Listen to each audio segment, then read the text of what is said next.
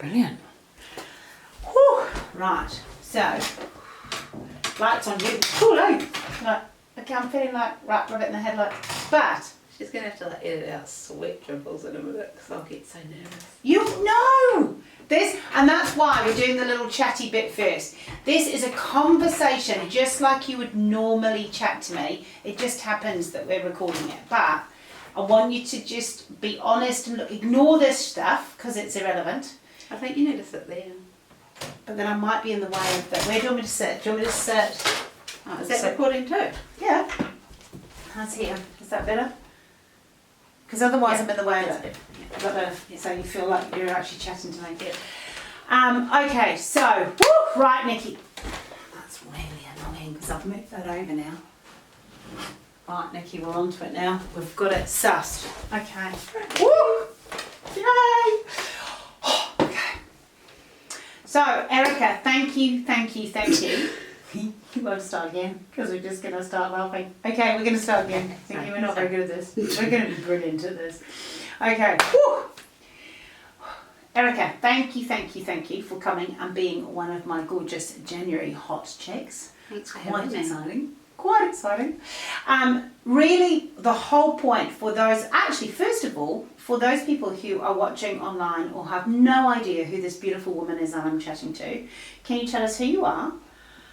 Kind of what you get up to, you know, in your day job, as it were, or how we met, who you are, how we met, and why you decided to come and hang out with this random lady that you're now chatting to. I'm Erica. I'm an occupational therapist in my day-to-day life. And we met through my job initially.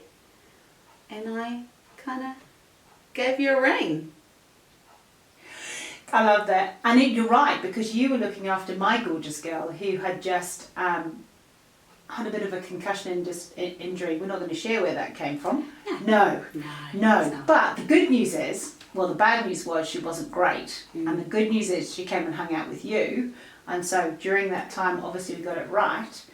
And so what made you, because obviously I was a little bit on the sideline of Annabelle's journey. What made you go, actually, there's something here?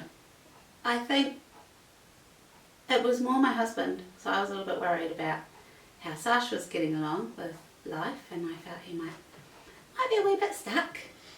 And I thought, I don't know. I was like, Sally, oh my gosh, I need to talk to Sally. And so I talked to Sally. And that was a pretty long conversation, I must say.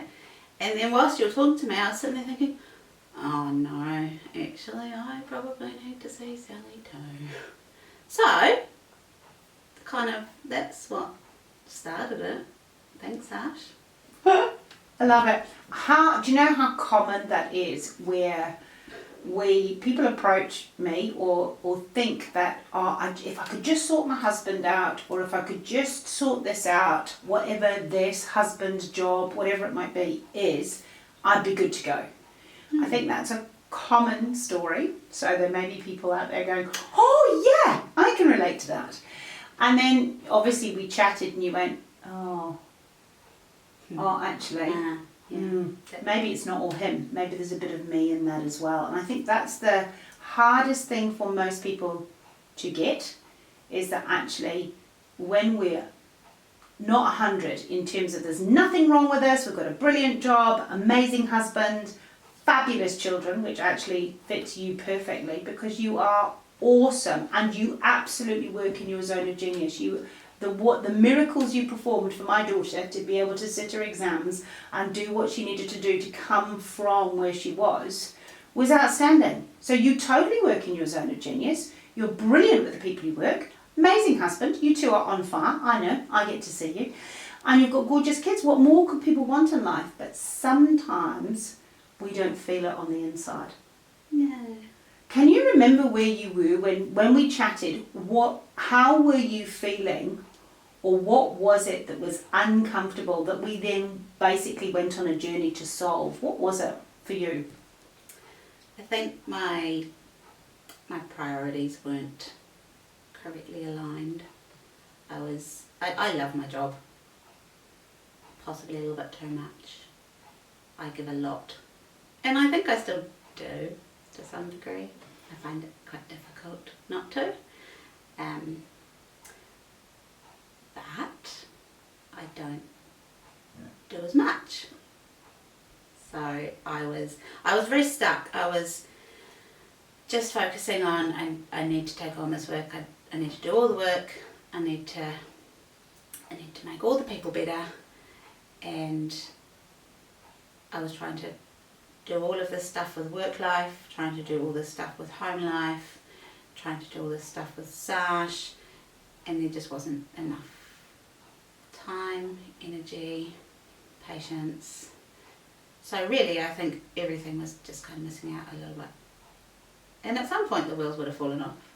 They probably had several times already, and I just kind of super glued them back on, as I do.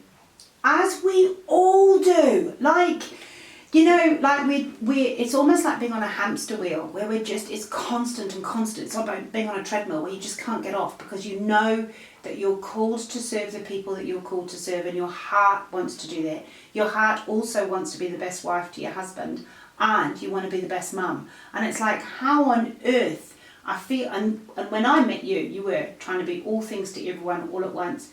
Where were you in that equation? Like, I was very, very much at the bottom. Yeah. And I think that's what happens. Most of us, we're so busy giving to everybody else, serving everybody else, doing the best that we can, that somewhere in the mix of work and family and husbands and being a wife and being a mum and being a career lady, whatever it is, we lose our own personal identity in that journey. And the sadness is that when we're not filled, actually that's when everything falls over. So you came and hung out with me, and if we're to fast forward, that was where you started, like, I just can't breathe because I'm trying to, like, be Superwoman, which you are Superwoman, but in your lane, not in everyone's lane. So, so where did we get to? What was the change, or what did you find at the end of the course? And admittedly, you and your husband walked the same path, so that you were both, like, at least you could share what you were journeying, share what you were learning. What was the end result for you guys, or for you? Like overall? Yeah, just what did you get out of it if you think about where you started, which were all over the place, priorities upside down, whatever it was for you, what was the outcome? If you think about where you were at the end, where did you feel you were? What were the differences that had been made? I think I reprioritised what I wanted to do, where I wanted to be, and I started working on the process of changing my life around. I made lots of goals. I focused on myself a wee bit, which was nice. Put myself first, made sure that I was okay, and then I could help, the rest of the world. Maybe not so much. I guess I learned to look at things in a gainy. I was a gainy looky person. You made me laugh with that, because you and your amazing husband read the book The Gap in the Gain, because I gave it to you because I could just see that everything that you were looking at that point in time, you were looking at the negative, you were looking at the gap, you were looking at what you hadn't got in comparison to what you wanted to get, and where you weren't in comparison. And it was time to flip the tables for both of you. And I love the fact that both of you read the book, you're both on the journey, and then Erica and Sash termed this thing that came out of it. It's like, oh, is that a gainy looking perspective, or is that a gappy looking perspective? So you called each other out for a while during that time in terms of, oh, hold on a minute, is that, and so you were able to flip into what you did have, what you were thankful for, all the good things that you'd got. It was a total change in mindset, I think, and it's just, like, we have an amazing life. We really do. We're amazing kids. We have amazing opportunities. We are really, actually, really lucky with where we are, what we've got, who we have around us. But it was just, we weren't appreciative of it, or maybe even aware that actually really good. Yeah. We didn't necessarily. I think one of the session where you went through all of those questions, that one, and just kind of showed us how we think and how we process things, and you know, I will think about things and then talk them through, whereas Sash doesn't necessarily do that, or you know, it's different, and I need certain bits and pieces, and he needs different bits and pieces, and knowing that sort of stuff, because we'd be having a conversation and I could say, no, you know that I need this, and you know that this is how I process things, and this, because you know that, I've told you, because Sally told me. Do you know what I'm really quite concerned about? I am so concerned about what people are unused in many households for many different reasons. Or somebody was sharing, this is total sideline, but they're like, every time I have a negative thought or I have something that's not, that I know you would go, no! I hear you going, no! You are the weakest link, goodbye! And so they've got my voice in their head. I'm a little bit concerned. The whole point of the programs, or the stuff that I do, is to get your own things in your heads, not having me in your head. That's so unhelpful. But if it helped and it's moved it forward. Oh, we do that a lot. Every time you say something that I don't think I particularly like, I'm like, yeah, I think you should chat to Sally about that. I get the look. Oh, unhelpful. So I love that. And so it's interesting, Eric and I have just had a catch up anyway, and what I've certainly learned, and what we've just been talking about, is the fact that you had a firecracker, it was revelation after revelation after revelation with the course, and you went from a gappy looking person to a gainy looking person. Your relationships were on fire, the communication was much better. It was like, oh my goodness, we found our pot of gold, because that's really what happened for you, for both of you. You were on fire in no uncertain terms. And then Erica comes today and she goes, not sure this is the best week to be chatting to me, because we may just be in a little bit of a hiccup, because this is what happens in life. We get going, we get moving, and then things come at us from a different direction, and circumstances can change or situations can change, and then you're like, oops, oops, hold on a minute, this is where I used to be. And so for different reasons, Sasha's just doing some extra hours at the moment, and it's Christmas, because that's when we're chatting at the moment, even though this goes out in January.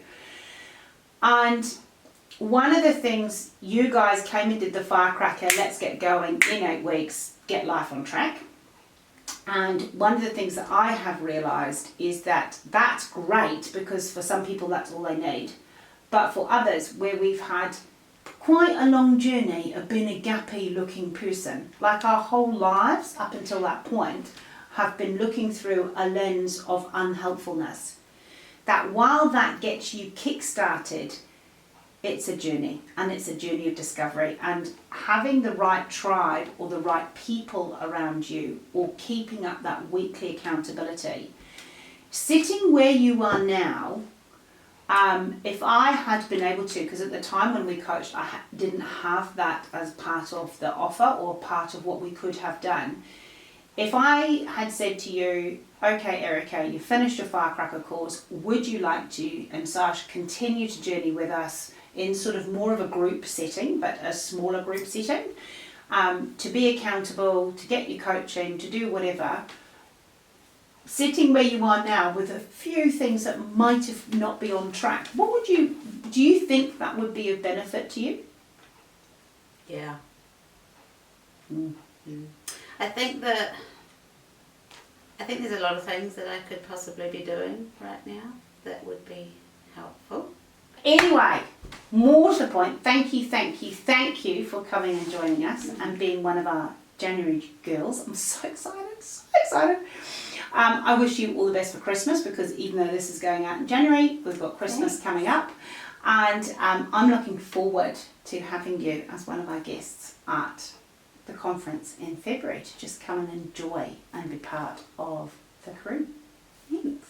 Yay! Thanks for having me. It's weird this, eh? It's good though.